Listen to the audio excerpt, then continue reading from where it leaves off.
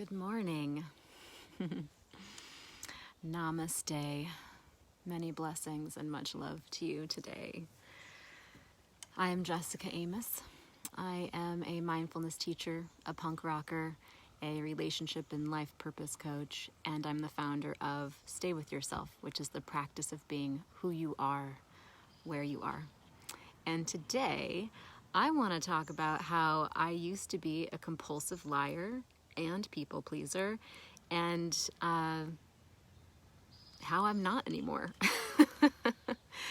I think it's true for many of us that, however we grow up, especially if we grew up in a really black and white household or a really black and white world, which was kind of how I started to come of age in my younger years and especially my teenage years.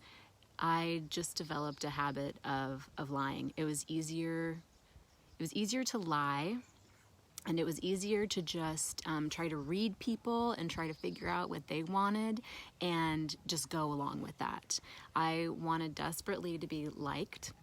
I wanted to avoid conflict. I hated conflict.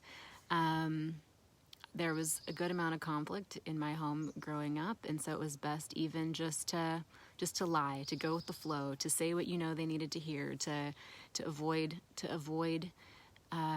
getting in trouble, really. So I think my lying really started around that, just as a mode of self-protection, as a mode of reading people and learning to just kind of do and say what I thought they wanted me to do. And then that really dovetailed really, really easily into becoming kind of a compulsive people pleaser too. Again, because I wanted to be accepted. I wanted to belong. And so I found myself lying about things I was embarrassed of, If any of my friends from high school are watching this or whatever, I don't think I came off like a majorly dishonest person, but I didn't want people to know what I was struggling with in life. So I would pretend I was just kind of like everybody else. And that kind of established in me, it kind of reinforced a belief that I couldn't be loved or liked or received or accepted for who I truly am. And then I became an adult and I got into adult relationships, and I wasn't so much a compulsive liar as much as a convenient liar, lying and saying, oh, I gotta cancel because I'm sick, when I'm not really sick. I just don't feel like going. Or I'm going to go along with what you want to do because I don't want to rock the boat, but then I'm going to resent you later. That kind of thing. And it began to take its toll on me. And I began to wonder if anyone actually really knew me and if anyone really loved or liked me for who I actually am. Does that make sense? Because if I'm not me, if I don't show up, if I don't speak my truth, if I'm just doing everything to try to make you happy and try to get you to like me, first of all, that's super duper manipulative. And I can't trust you if I'm manipulating you, or I think I'm manipulating you into loving and liking me. I think that I've been lovable and likable the whole time. I just didn't know it. And I thought I had to do things in order for people to love and like me. So when it dawned on me that I would never trust anybody or trust that anybody really loved or liked me for who I actually am if I continued to hide and not be myself, or continued to people please, or tell little white lies or lies of convenience because I'm afraid of being judged or rejected.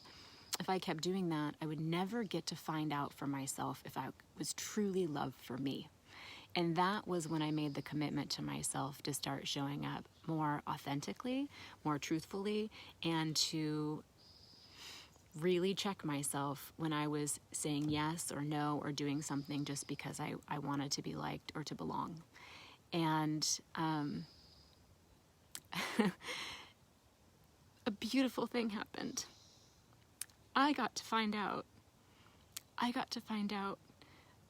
by showing up as I am and being honest and not pleasing people, that everyone around me was fine, that they still loved me and liked me, that I still belonged.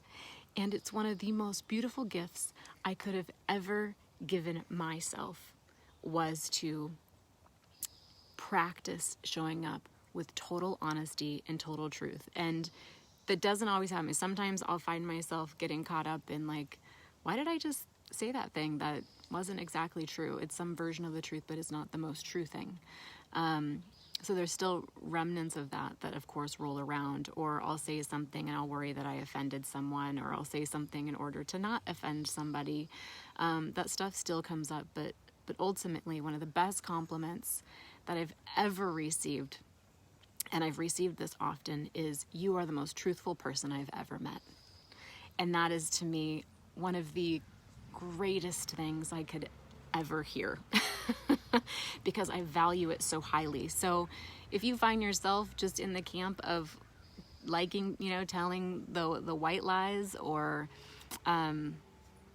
trying to do the thing that makes all the other people happy, and so on and so forth, I encourage you to take a chance and find out that you can be totally, totally loved and received and accepted exactly who you are. And it's an act of love to yourself to show up in truthfulness. And it's an act of courage. It takes courage, but you can trust that when someone says they love you and they like you, you can believe them, because you know you haven't tried to manipulate them into loving, liking you, and believing you, right? So I could go on and on about this subject. I'll probably talk about it again, but thank you for being here with me. Thank you for holding space. Thank you for listening. Wishing you an absolutely beautiful day full of heart-centered truth, you speaking your truth, you showing up exactly as you are, and finding out that you are so lovable, so worthy, so amazing, exactly as you are. Until next time, may you stay with yourself today and always. Sending you love.